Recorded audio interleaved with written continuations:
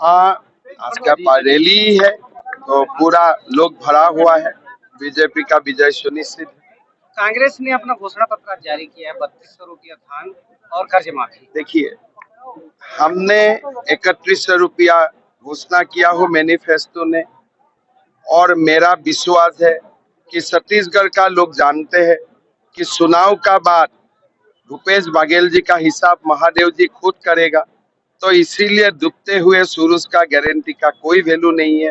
नरेंद्र मोदी जी ने सब छत्तीसगढ़ वासियों को धान से लेकर एम्प्लॉयमेंट 1 लाख रोजगार देने का, माताओं का बैंक अकाउंट में 1000 रुपया ट्रांसफर करना, सारे जो मोदी गारंटी मोदी जी ने प्रकाशित किया है, बीजेपी ने प्रकाशित किया है, उसका ऊपर लोगों का विश्वास है और लोग बीजेपी को शासन में लाएगा, ये मेरा विश्वास है। कितनी सीट आएगी भारत? देखिए, आज का जो माहौल है, हम 60 का संख्या पार कर लेके जाऊंगा।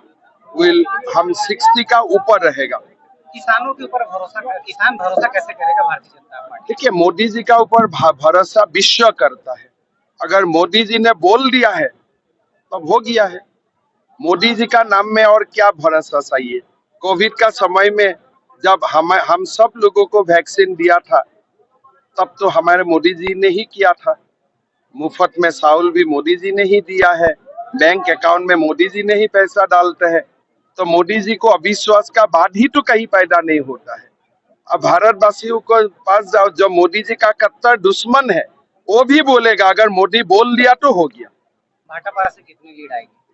लास्ट टाइम भी हम इतना विपरीत परिस्थिति में भी जीता था। इस बार तो पूरा सारू और संधि समक रहा है, सारू और सोना समक रहा है। तो शिवरतन भाई जी तो पूरा रिकॉर्ड वोट से जीतेगा।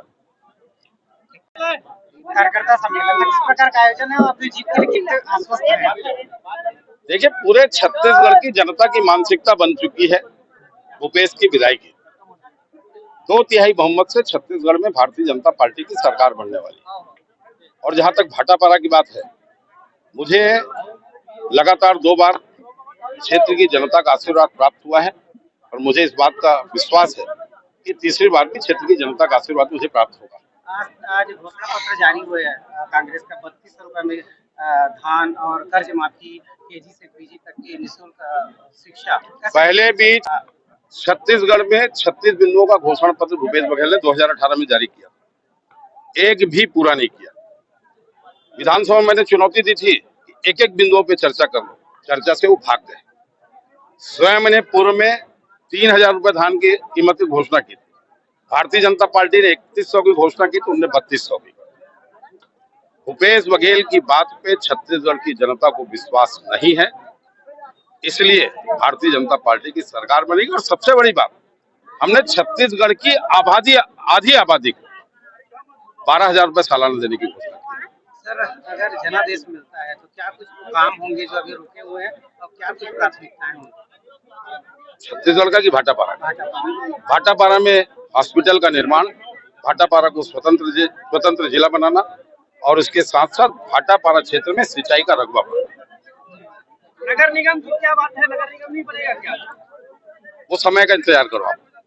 निर्णय लेना है, जबरदस्त निर्णय लेना है कि मध्य प्रदेश भी जिताऊंगा, राजस्थान भी जिताऊंगा, छत्तीसगढ़ भी जिताऊंगा, नरेंद्र मोदी जी को तीसरा बार प्रधानमंत्री बनाऊंगा। और यही संकल्प लेते हुए हमें आगे बढ़ना चाहिए।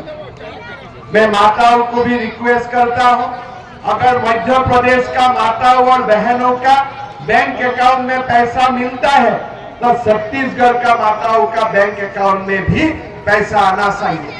अगर असम का माताओं और बहनों को मिल सकता है तो छत्तीसगढ़ का माताओं और बहनों का बैंक अकाउंट में भी पैसा आना चाहिए। अगर असम और मध्य प्रदेश, हरियाणा, यूपी में लाखों युवकों को कोई पैसा नहीं लेते हुए ट्रांसपेरेंट वे में नियुक्ति हो रहा है तो छत्तीसगढ़ का युवकों को भी वो अधिकार मिलना चाहिए कि नहीं चाहिए? आप लोगों को बिना पैसा मेरिट के ऊपर नौकरी मिलना चाहिए कि नहीं चाहिए? अगर भैया आपको थोड़ा साइड में रहना इधर। विदाउट करप्शन, बिना पैसा सरकारी नौकरी मिलना चाहिए। अगर 3100 रुपया धान की समर्थन मूल्य मिलना चाहिए।